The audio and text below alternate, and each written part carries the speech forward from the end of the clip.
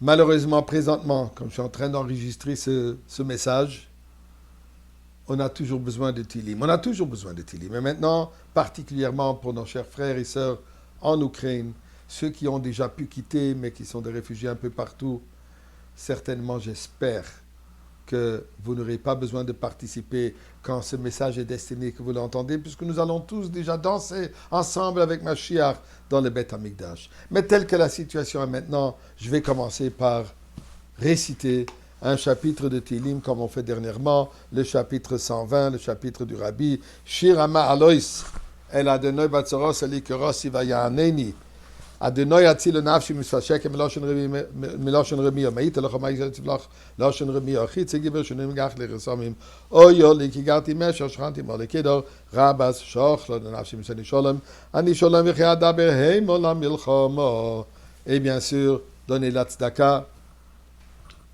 si chas v'shalom on n'est toujours pas dans le Beth Amikdash demain, je vous invite à réciter le Tehillim et donner la tzedaka, comme je disais, pour le bien, pour la sécurité de nos chers frères et sœurs dans le monde entier, particulièrement ceux qui sont reliés à la tragédie d'Ukraine.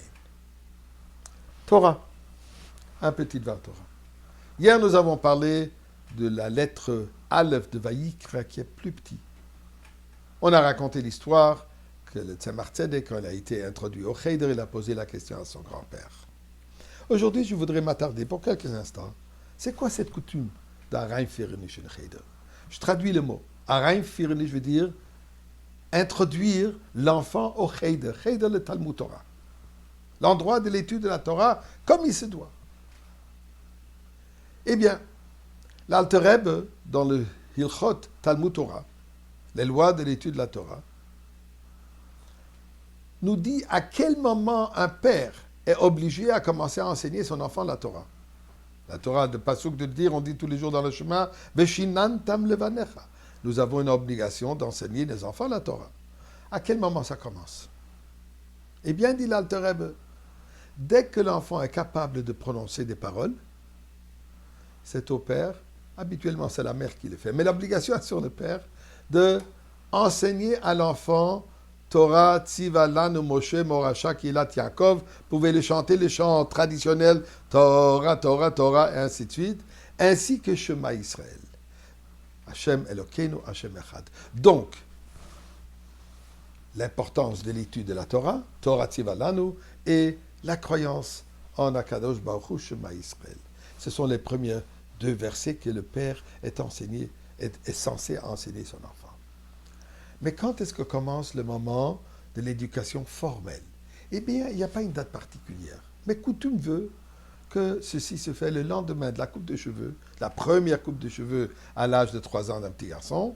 Le lendemain, on introduit l'enfant au Cheder, à Rein Firnish in Cheder. Et ceci se passe avec différentes coutumes. Coutume Chabad est la suivante. Avant de quitter la maison, on enveloppe l'enfant dans le talit du père. L'enfant ne voit rien. Bien sûr que l'enfant sait qu'on va l'amener au Cheder. Ce n'est pas chas v'shalom un kidnapping. On ne veut pas traumatiser l'enfant. Au contraire, on veut lui rendre l'introduction à l'étude de la Torah d'une manière joyeuse et agréable. L'enfant est amené au Cheder ou par voiture ou peu importe comment. Il est porté sur les bras et quand il arrive au Cheder, c'est là où on assit l'enfant sur les genoux du Rebbe, du Melamed, du professeur et on le découvre, on le dévoile et là il se trouve dans cette classe bien arrangée, attirant et agréable pour commencer l'étude. Première chose que le professeur, que le Melamed va faire, il va lui demander s'il reconnaît la lettre Aleph. Choutum Chabad est de le faire dans le Tanya. Il retrouve la lettre Aleph et ensuite, le prof lui donne un peu du miel à goûter, il fait la bracha sha'akol, commence à réciter avec lui tout la Aleph Bet Gimel en allant, la même chose au retour, et pour enseigner à l'enfant qu'il faut connaître la Torah dans tous les sens, et toujours avec un peu du miel, On lui donne à goûter un gâteau au miel avec des versets de Torah inscrits là-dessus, Torah Tzivalanu, ainsi que d'autres paroles. Je m'excuse. Sur le gâteau au miel, il y a les versets où on parle de l'importance de l'étude de la Torah. L'enfant le récite, le professeur le lui explique.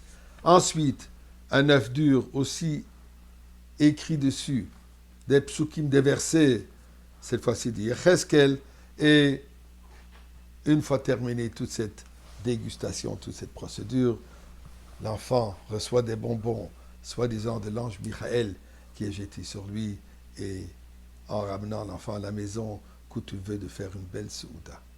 Eh bien, tout ça, c'est l'idée pour faire apprécier à l'enfant l'importance de l'étude de la Torah, tout en sachant que c'est doux comme le miel.